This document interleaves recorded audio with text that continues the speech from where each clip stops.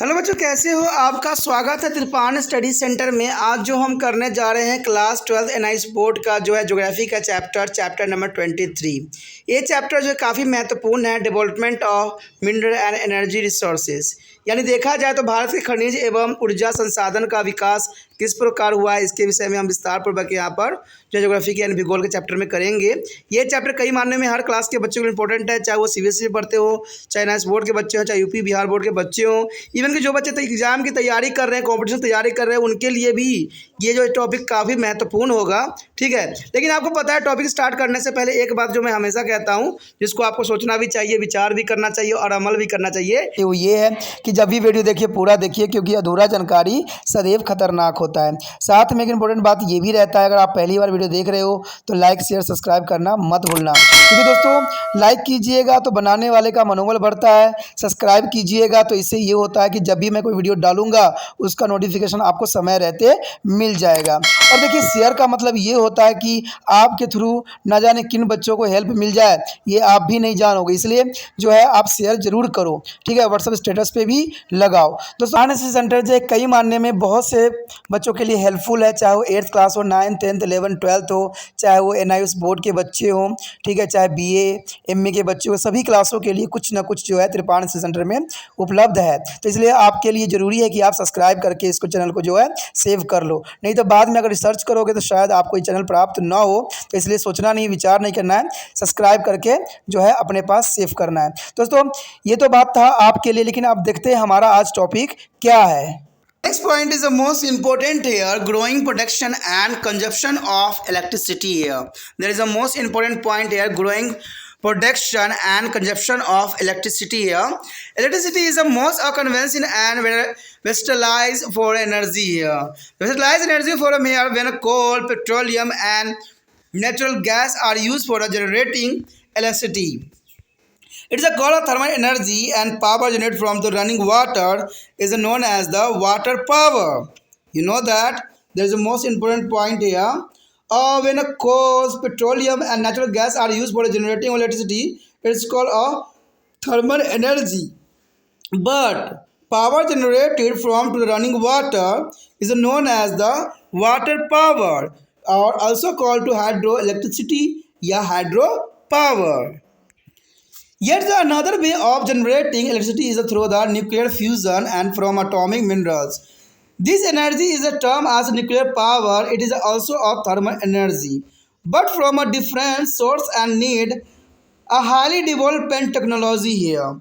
In 1947, the per capita ability of electrical energy in India was low as a 2.4 kilowatt of hours. By 95-96, the per capita consumption of domestic power was of 53 kilowatt here.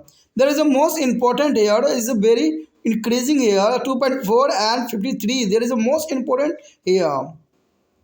Depth there was an improvement. This is a very low compared to the many other countries of the world. India is a country about 6 lakh villages. There is a most important. India is a country about 6 lakh villages, and in the 1947 hardly 300 villages had electricity. There is a most important point here.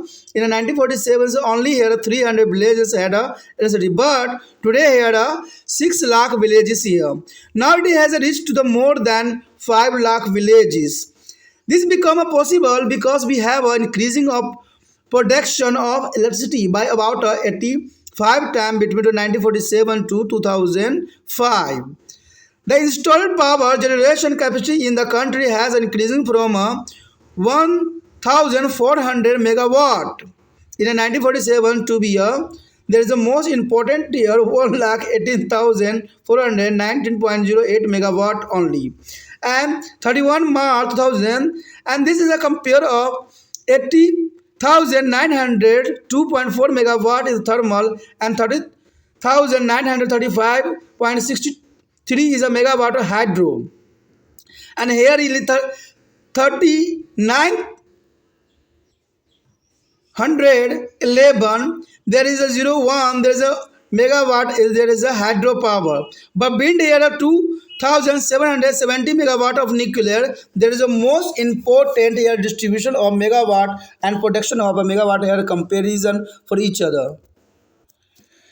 Now let us have a look at the actually a generation of electricity over these 5 decades. The total energy produced in 1950 to 51 was 6.6 billion kilowatt hour. By the 1995 or 96, this is a figure is a rose of 415 billion kilowatt year. And out of this overall figure, the break up to the 380 billion kilowatt is available is the remaining amount of 35 billion kilowatt standing under their head of non-utilities. The production of the hydroelectricity is in 1950 to 51 was 2.5 billion kilowatt. It rose to 72.5 billion kilowatt in the 45 years in while there are 95 in the 96. The production of thermal power was not a much difference from that. There are higher power in 1950 to 51. When it was a 2.6 billion kilowatt, this is a more than for a time there is share of hydroelectricity here. And the share of nuclear energy is almost insignificant to be overall production of electricity here. Here show the most important a map here. India thermal power plant here. There is a most important site on your screen. There is maximum area is a production of thermal power plant here, and the nuclear power plant is a something is a some area only. There are mainly Uttar Pradesh, and there is show on here.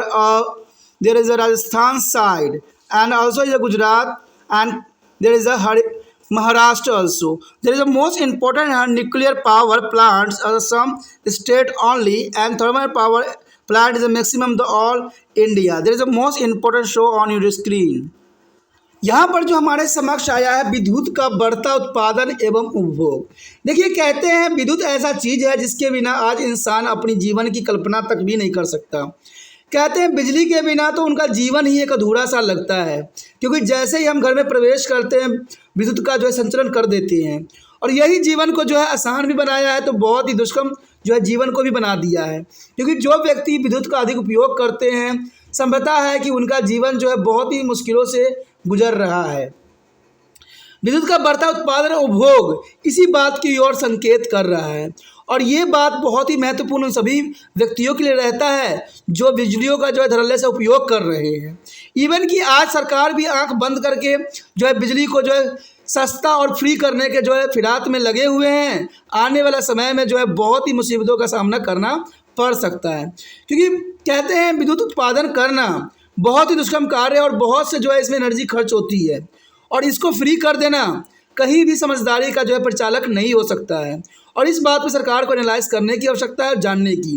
कहते हैं इसी के अंतर्गत हमारा ये topic जो है विद्युत का बढ़ता उत्पादन एवं उपभोग। कहते हैं विद्युत ऊर्जा का बहुमुखी एवं सुविधाजनक रूप है जब विद्युत के उत्पादन में कोयला, पेट्रोल अथवा प्राकृतिक गैस का उपयोग होता है। तो इसमें देखिए कोयला, पेट्रोलियम, कहते हैं इसमें कोयला और पेट्रोलियम जो है एक समाप्त होने वाला संसाधन है जिसमें विद्युत उत्पादन के लिए उपयोग किया जाता है, लेकिन कुछ प्राकृतिक संसाधन भी है जो सदैव चलते ही रहेंगे, तब इसे हम ताप विद्युत कहते हैं। जब कोयला, पेट्रोल और प्राकृतिक गैस के द्वारा उत्पन्न की जाते हैं तब इसका नाम जो हम क्या देते हैं, ताप विद्युत कहते हैं। प्रभाव में जल स्रोतों से उत्पन्न शक्ति को हम जल शक्ति या विद्युत जल जो है विद्युत कहते हैं। आपको पता है कि जो भाखड़ा लंगर बांध बनाई गई है वो जो है चलता हुआ जल से जो है विद्युत उत्पादन की जाती है, और ऐसे विद्युत उत्पादन को हम क्या कहते हैं, जल शक्ति या जल विद्युत कहते हैं।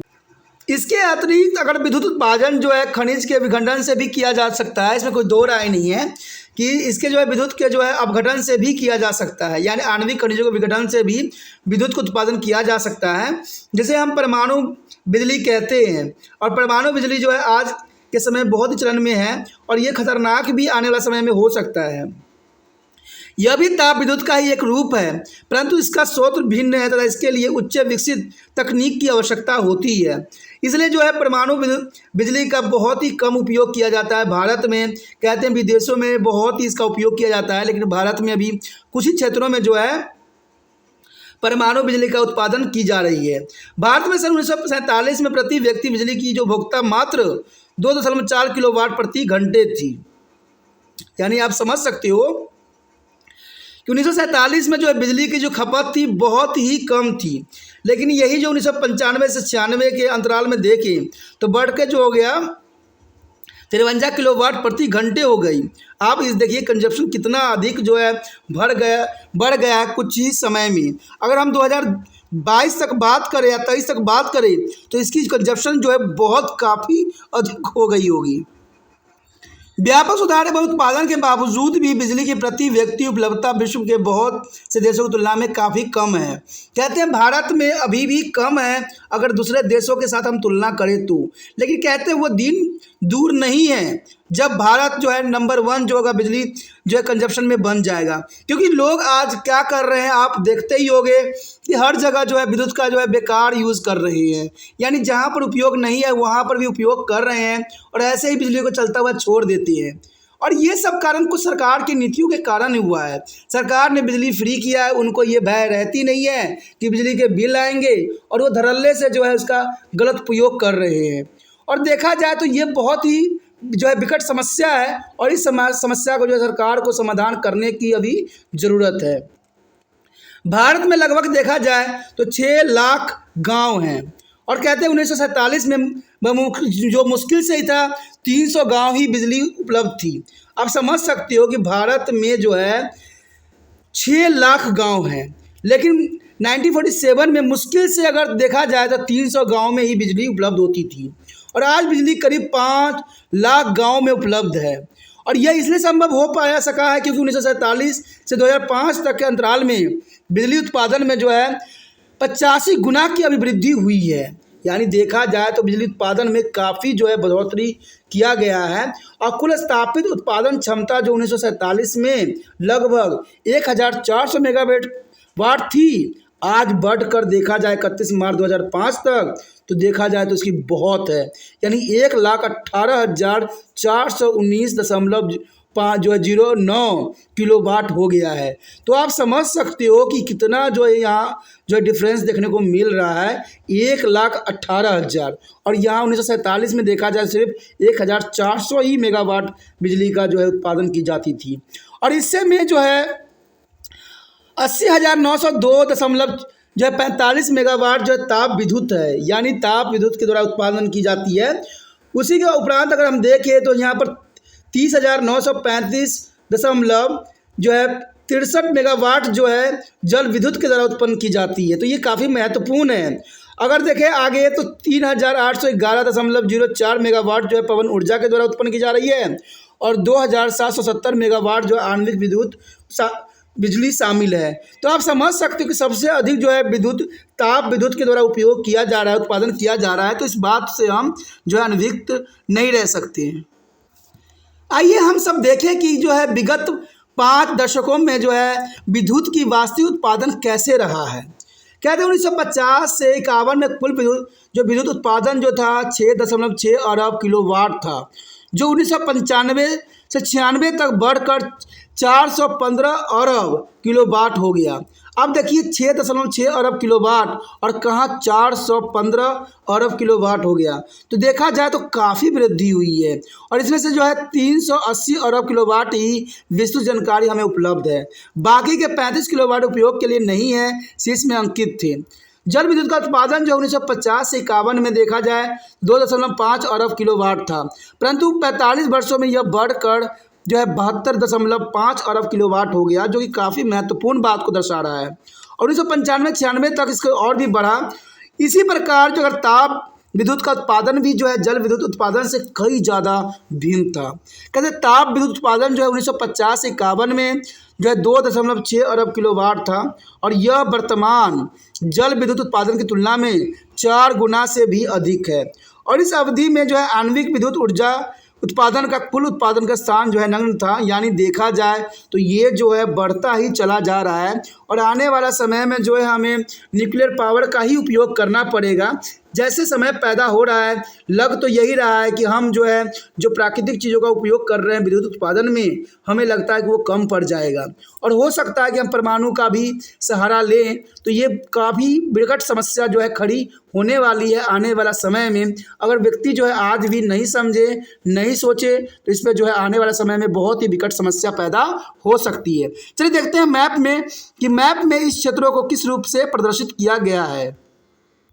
यहाँ पर जो आपके समक्ष जो मैप आया है, आप देख सकते हो कि भारत ताप विद्युत ग्रिड किस प्रकार से यहाँ विस्थापित की गई है। देखा जाए तो पूरे भारत में जो है ताप विद्युत ग्रिड जो है उपलब्ध है, हर क्षेत्र में आपको दिख रहा होगा। ठीक है, ताप विद्युत ग्रिड जो है हर एक क्षेत्र में आपको नजर आ रहा होगा। वहीं परमाणु विद्युत ग्रिड की बात करें जो है कलपक्कम में दिख रहा होगा आपको, कलपक्कम में है। दूसरा जो है तारापुर में स्थापित की गई है और एक दूसरा जो है ककारापाड़ा में की गई है और जो आगे है कोटा में की गई है, वही नरेड़ा में भी आपको नज़र आ रहा होगा। तो कहते हैं कुछ ही क्षेत्रों में जो है परमाणु विद्युत ग्रिड बनाया गया है, तो इसमें गिना चुना 5 ही 6 है जो बनाया गया है। तो ये काफ़ी महत्वपूर्ण है कि आज जो है परमाणु विद्युत ग्रिड का हम अधिक उपयोग नहीं कर रहे हैं, लेकिन आने वाला समय में जो आप ताप विद्युत ग्रिड दिख रहा है वहाँ पर जो है आपको परमाणु विद्युत ग्रिड दिखेगा, क्योंकि जिस प्रकार उपयोग कर रहे हैं और इसमें जो उपयोग भी जो हो रहा है विवेकहीन हो रहा है। अगर उसको ढंग से उपयोग ना किया गया तो आने वाला समय में मैप का भी जो दृश्य है वो भी बदल जाएगा। तो इसमें सबसे महत्वपूर्ण बात है समझदारी दिखाने की और सरकार को जो है विवेकपूर्ण फैसला लेने की। अगर विवेकपूर्ण फैसला नहीं लेंगे तो जनरल सी बात है कि लोग भी इस बात को नहीं समझेंगे और लोग भी इसका गलत अनुसरण ही करेंगे, क्योंकि कहते हैं कोई भी फ्री चीज़ का जो है लोग सही से कदर नहीं करते हैं। और बहुत ही विडंबना बड़ी बात यहाँ पर है, क्योंकि भारत में आपको ये बात पता ही होगा कि यहाँ अशिक्षित लोगों की संख्या अधिक है और लोग जो है यहाँ विवेकपूर्ण इस्तेमाल कभी नहीं करते हैं। तो ये बहुत ही महत्वपूर्ण बात रखता है सरकार के लिए भी और हम लोगों के लिए भी कि हमें बिजली को बचाना है, नहीं तो आने वाला समय में हमें कोई और विकल्प ढूंढना पड़ सकता है और वो विकल्प हमारे लिए खतरनाक ही रहेगा, इसमें कोई दो राय नहीं है। इसी के साथ जो है दोस्तों हमारा टॉपिक आज खत्म हो रहा है। ठीक है, अगर आपको अच्छा लगा तो लाइक शेयर सब्सक्राइब जरूर कीजिए। अगर पहली बार अगर आप वीडियो देख रहे हो, पहली बार मेरे चैनल पे आए हो, तो सब्सक्राइब करना आपका फ़र्ज़ बन जाता है। सब्सक्राइब करने से ये होगा कि जो भी मैं आप क्लास के रिगार्डिंग कोई भी वीडियो डालूंगा उसका नोटिफिकेशन जो है समय समय पर आपको प्राप्त होता रहेगा। अगर सब्सक्राइब नहीं कीजिएगा, अगर आप दोबारा से तिरपान सेंटर पर आने की कोशिश कीजिएगा तो वहाँ पर आप तिरपान लिखिएगा तो जो है वो तिरपस कर देगा। ठीक है, जो आप गूगल पर सर्च करेंगे वो तिरपस कर देगा, जिससे वजह से आप जो है मेरे वीडियो का जो है फ़ायदा नहीं उठा पाओगे। तो सोचिए मत, विचार मत कीजिए, सब्सक्राइब कीजिए। आप सोचते होइएगा कि मेरे जो एग्ज़ाम खत्म हो जाने के मेरा क्या ज़रूरत है तिरपान स्टडी सेंटर से। ठीक है, तो इसलिए सब्सक्राइब नहीं करने का सोचिएगा, लेकिन दोस्तों ऐसा नहीं है। तिरपान स्टडी सेंटर जो है बहुत हेल्पफुल है, क्योंकि ये जो है आपके 8th class 9th 10th 11th 12th जो आर्ट्स के सब्जेक्टों को कवर करता ही है, प्लस जो है ये NIC बोर्ड के जो है 10th +2 को भी कवर करता है। साथ में BA जो है फर्स्ट ईयर से लेकर 6 सेमेस्टर तक बच्चों के लिए ये अग्रसर रहेगा आर्ट्स सब्जेक्ट में। तो सोचिए नहीं, विचार नहीं कीजिए, काफ़ी जो है तिरपान स्टडी सेंटर का फ़ायदा ही फ़ायदा है। ठीक है, अगर आप मुझे प्रोत्साहित करोगे तो आपके लिए मैं तरह तरह के वीडियो बनाऊँगा जो आपको फ़ायदा पहुँचाएगा। एग्ज़ाम के तौर पर मैं आपको जो है पेपर भी आपको सोल्यूशन करके दिखाऊंगा जो आपके लिए फ़ायदेमंद रहेगा। अगर नहीं सब्सक्राइब कीजिएगा, मेरा मनोबल घटेगा, तो हो सकता है कि आपको फिर दोबारा मैं ना वीडियो बनाऊं और आपको फ़ायदा ना पहुंचाऊं। तो अभी भी नहीं सोचिए, मेरा जितना आप फैलाइएगा, जितने दूसरे बच्चों के साथ शेयर कीजिएगा, उतना जो है मैं आपके लिए कार्य करने में अग्रसर रहूँगा। ठीक है दोस्तों, इसे सोचिए मत, विचार मत कीजिए, अभी सब्सक्राइब कीजिए और अपने व्हाट्सएप स्टेटस पर लगाइए और दूसरे बच्चों के साथ भी शेयर कीजिए। ठीक है दोस्तों, अपना ध्यान रखना। बाय।